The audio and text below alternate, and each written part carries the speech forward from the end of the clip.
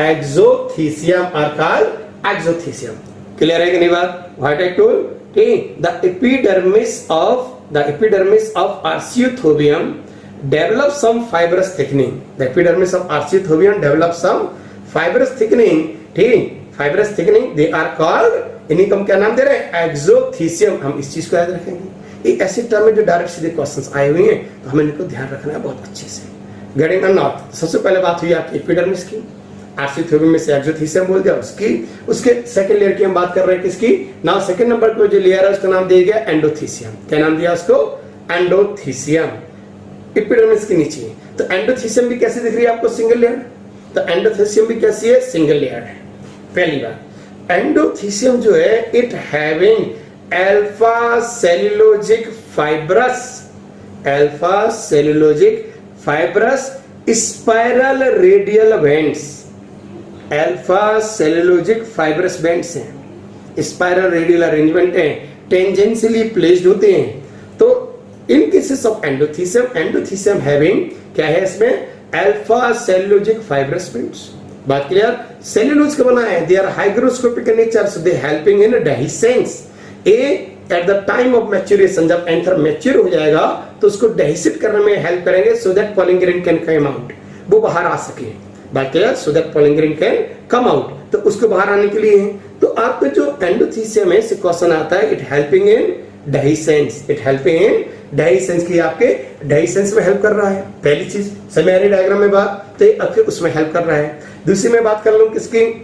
Endothecium में अगर मैं टर्म यूज कर लूं तो ये जो अल्फा सेलुलोजिक फाइब्रस बैंड्स हैं, they are absent in hydrophytes. Hydrophytes में एब्सेंट होते हैं ये जो आपके alpha cellulosic fibrous bands, absent in hydrophytes. क्यों भाई?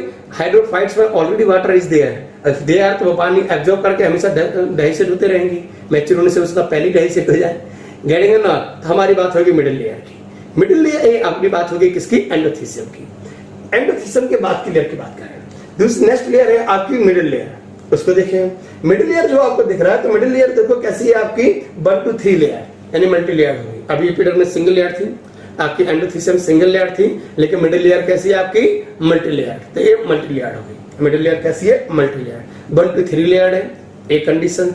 दूसरी कंडीशन क्या? They are ephemeral. कैसे हैं? They are ephemeral in nature. अब देखें, they are ephemeral in nature. What is ephemeral means? short lived, short lived. तो ephemeral कैसा है? short lived. तो ये short lived है। इतनी बात क्लियर है? तो आपके ये हो गए। तो what I told in cases of middle layer, a multi layer है। मिडिल लेयर कैसी है आपकी? मल्टी लेयर है, ephemeral है यानी short lived है। उससे क्या होगा? Actually they complete their life within a short time, within a few week. उससे पहले जल्दी से अपनी लाइफ कंप्लीट कर लेंगे। So during any unfavourable conditions a anther को मैच्योर करने की पावर रखते हैं। जो मिडिल लेयर है, this is the layer of anther which will degenerate first of all. सबसे पहले यही लेयर डिजेनरेट होती है। This is the layer which will degenerate first of all. एक क्वेश्चन आ चुका है कि पहले कौन सी लेयर डिजेनरेट होती है, कौन सी लेयर इफेमेरल है, कौन सी लेयर आपकी अल्फा सेलुलोजिक बैंड रखती है, ऐसे क्वेश्चन आने। तो हमें बात समझ में आ रही? मिडिल लेयर की इफेमेरल होगी। चलिए, ये डिजेनरेट होंगी। They pour their complete protoplast toward the centre. इसके सारे प्रोटोप्लास्ट को जो इनर लेयर है टपेटम, इनर मोस्ट लेयर है टपेटम, वो उसको एब्जॉर्ब कर लेगी। एंड इसी न्यूट्रिएंट को tapetum provide nourishments to developing microspore through microspore mother cell. तो क्या कर रहा है टपेटम? टपेटम ने क्या किया? इस सारा मिडिल लेयर का कंटेंट प्रोटोप्लास्ट को एब्जॉर्ब कर लिया and nourish microspores through microspore mother cell. Getting it? Not. Now the innermost layer is their tapetum. Tapetum की बात करें तो this is the most important layer. अगर मैं tapetum की बात कर लूं तो this is the most important layer. इस सबसे important layer आपकी tapetum ही है। इसको हम बात करें innermost layer है, innermost layer है so having a direct contact with microspore mother cell, having direct contact with microspore mother cell. Tapetum की जो लेयर आपको दिख रही है, टपेटम की लेयर की अगर हम बात करें तो tapetum layers having two different types of cells, अलग अलग तरह के इसमें सेल्स हैं। इसलिए नाम दिया गया, एक को सिक्रीटी टपेटम और दूसरे को नाम दिया आपने क्या? Amoeboid tapetum. एक को नाम दिया आपने सिक्रीटी टपेटम और ग्लैंडुलर टपेटम, दूसरे का नाम दिया आपने अमीबॉइड टपेटम, प्लाज्मोडियल टपेटम या इनवेसिव टपेटम। नाम क्लियर हो रहा है वहां पर? व्हाट आई टोल्ड, एक को नाम दिया आपने amoeboid tapetum, clear, amoeboid tapetum, plasmodial tapetum या इनवेसिव टपेटम, और एक का नाम दिया आपने सिक्रेटरी टपेटम और glandular tapetum. Getting on now, as I told tapetum is very important layers, nutritive in nature से, ठीक, एक न्यूट्रिशंस प्रोवाइड कर रहा है फॉर माइक्रोस्पोर्स, उनको न्यूट्रिशंस प्रोवाइड कर रहा है। कैसे, अब बात समझिए। टपेटम जो है इट इज शोइंग, देखें टपेटम की अगर हम बात कर लें तो in cases of tapetum, tapetum के लिए टर्म यूज किया जाता है कि tapetum is a multinucleate, tapetal जो सेल्स है they are multinucleate, polyploidy show करते हैं। तो टपेटल सेल्स जो हैं they are showing, they having multinucleate condition showing polyploidy. अब ये पॉलीप्लॉइडी कैसे शो होती है, कुछ चीज समझे, डायग्राम थोड़ा सा छोटा करता हूं, देखेंगे। हमने क्या कहा कि इन केसेस ऑफ टपेटम की अगर मैं बात करूं तो टपेटम कैसा, मल्टी न्यूक्लिएटेड, ठीक, शोइंग पॉलीप्लॉइडी, पॉलीप्लॉइडी शो कर रहा है, यानी हम ये टर्म पढ़ते हैं कि कैसे शो कर रहा है। चलिए डायग्राम थोड़ा हटाते हैं, सुनिए। सबसे पहले बात कर रहे हैं हम लोग इनके सेल्स की कि how they are showing, tapetal cells कैसे आपकी पॉलीप्लॉइडी शो करता है। इसमें एक आपको टर्म सुनाई दे रहा होगा, 3 things are there actually for that कि मल्टी न्यूक्लिएट कंडीशन बनी कैसे हैं। तो for all these conditions some causes are there, अगर मैं उनकी बात कर लूं तो सबसे पहले एक टर्म यूज किया जाता है दैट इज कॉल्ड आपका पॉलीटिनिंग। क्या टर्म है, पॉलीटिनिंग। तो पहला टर्म आ गया आपका पॉलीटिन। दूसरा इनका जो कॉज है दैट इज कॉल्ड बेटा, उसे बोला जाता है आपका रेस्टिट्यूशन न्यूक्लियस, रेस्टिट्यूशन न्यूक्लियस, क्या बोलते हो सेम, रेस्टिट्यूशन न्यूक्लियस। वाइल जो थर्ड कॉज है आपका उसका नाम दिया जाता है एंडोमाइटोसिस, क्या बोले उसे हमने, एंडोमाइटोसिस।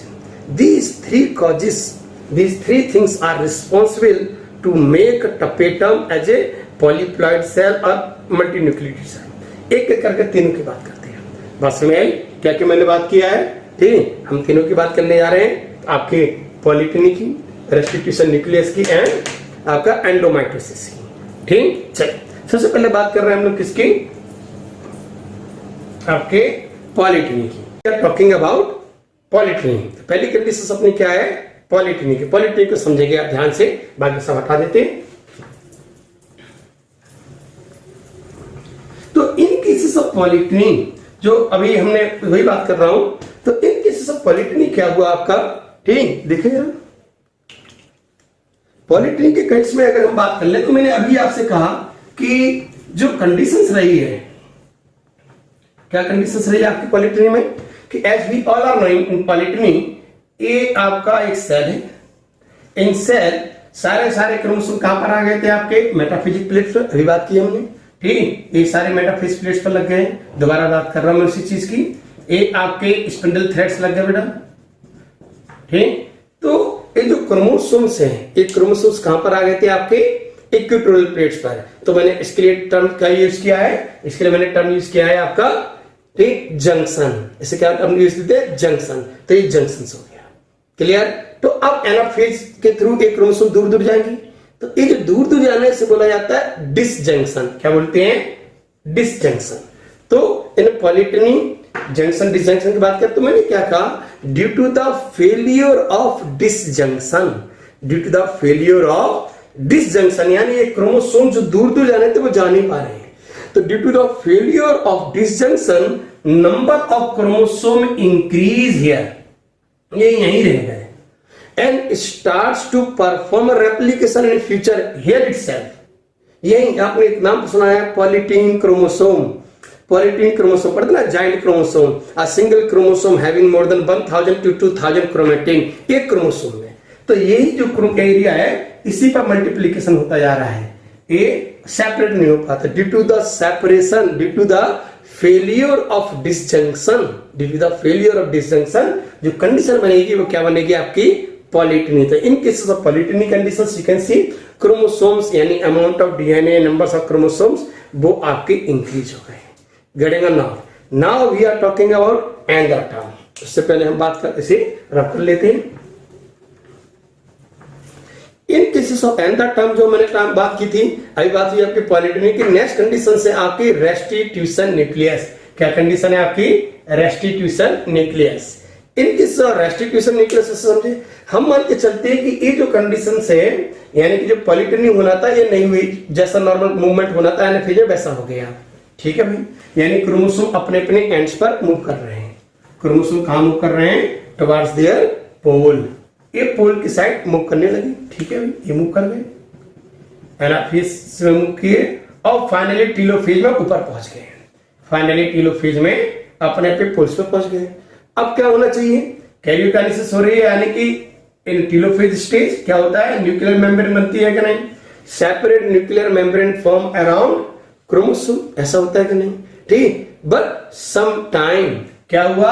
A common nuclear membrane form, a common nuclear membrane form around both polar chromosome. ठीक, एक कॉमन न्यूक्लियर मेम्ब्रेन बन जाए, this condition is called restitution nucleus. क्या बोलेंगे इसे हम? Restitution nucleus. इसमें बताओ न्यूक्लियस के अंदर अमाउंट्स क्रोमोसोमल अमाउंट्स बढ़ा के नहीं, जेनेटिक मटेरियल का अमाउंट बढ़ा के नहीं, ये कॉज है। नेक्स्ट कॉज क्या है आपका? एंडोमाइटोसिस। एंडोमाइटोसिस, चलो इसे रफ करते हैं। नेक्स्ट कॉज हो गया आपका एंडोमाइटोसिस। किसकी बात कर रहे हैं? एंडोमाइटोसिस की। एंडोमाइटोसिस में क्या हुआ? फिर वही सेल है। अब आपका जो न्यूक्लियर मेम्ब्रेन बननी थी सेपरेट, वो भी बन गई। ये लो भाई, सेपरेट न्यूक्लियर मेम्ब्रेन फॉर्म। ठीक, यानी से हम बोल देंगे क्या? कैरियोकाइनेसिस। क्या बोलेंगे हम? कैरियोकाइनेसिस। तो कैरियोकाइनेसिस हो रहा है। कैरियोकाइनेसिस तो हो गया, ठीक है। कैरियोकाइनेसिस तो आपको क्लियर दिख रहा है कि इन केसेस ऑफ आपके पहले आपका डिसजंक्शन भी हो गया है, कैरियोकाइनेसिस भी हो गई है, न्यूक्लियर मेम्ब्रेन का फॉर्मेशन भी हो गया है। लेकिन तो karyokinesis should followed by then cytokinesis और नॉट। लेकिन इससे बस वही नहीं हुआ। कैरियोकाइनेसिस तो हुई but not followed by cytokinesis. अगर साइटोकाइनेसिस होती तो हमारे दो सेल बन जाते, लेकिन साइटोकाइनेसिस नहीं हुई है। Karyokinesis not followed by cytokinesis, तो दिक्कत क्या होगी अब इसमें? फिर से इसी के अंदर once again karyokinesis will take place. फिर से आपका इसे नाम दिया गया एंडोमाइटोसिस। एंडोप्रोफेज, एंडोमेटाफेज, एंडोएनाफेज, एंडोटीलोफेज, ऐसा चलेगा। यानी ऐसे अगेन मल्टीपल न्यूक्लियस बनते जाएंगे but not followed by cytokinesis. This is called एंडोमाइटोसिस। So now you came to know कि in cases of tapetum they are multinucleated, they are showing polyploidy due to what? जैसे हमने किसकी बात की? हमने तीन यहाँ पर टर्म यूज किए थे। एक पहला टर्म यूज किया था मैंने क्या? पॉलीटिनी। दूसरा मैंने टर्म यूज किया रेस्टिट्यूशन न्यूक्लियस। तीसरा टर्म यूज किया हमने एंडोमाइटोसिस। दीज थ्री, तो ये जो है due to these three terms थे, ये these are the cause to make tapetal cells multinucleated और आपका शोइंग पॉलीप्लॉइडी। गेटिंग और नॉट? यदि बात क्लियर है ना, दूसरे फंक्शन की बात करेंगे। यानी कि ये तो बात हो गई कि एक टपिटल सेल्स मल्टीन्यूक्लिएटेड होती है, कैसी होती है और क्यों होती है। अब बात कर रहे हैं हम टपिटल सेल्स के फंक्शन की। ठीक है, फिर से हम बात कर रहे हैं टपिटम की। तो हम टपिटम की अगर हम बात करें तो चलो फिर से हम इसे रफ करते हैं, फिर से अपना टपिटल सेल का डायग्राम यहाँ दिखाते हैं आपको बड़ा करके। सी लुक एट, तो इन केसेस ऑफ टपिटम, पहली चीज की टपिटल सेल्स कैसी है? Innermost. The tapetal cells they are the innermost layers, innermost cells हैं। They having direct contact with आपकी माइक्रोस्पोर मदर सेल, इससे डायरेक्ट कांटेक्ट है। दो तरह की टपेटम आपको वहां दिख रही है। एक रही आपकी कौन सी? ग्लैंडुलर टपेटम यानी सिक्रेटरी टपेटम, और दूसरी कौन सी रही आपकी? अमीबॉइड टपेटम, प्लाज्मोडियल टपेटम या इनवेसिव टपेटम। गेटिंग? सबसे पहले हम लोग बात कर रहे हैं किसकी?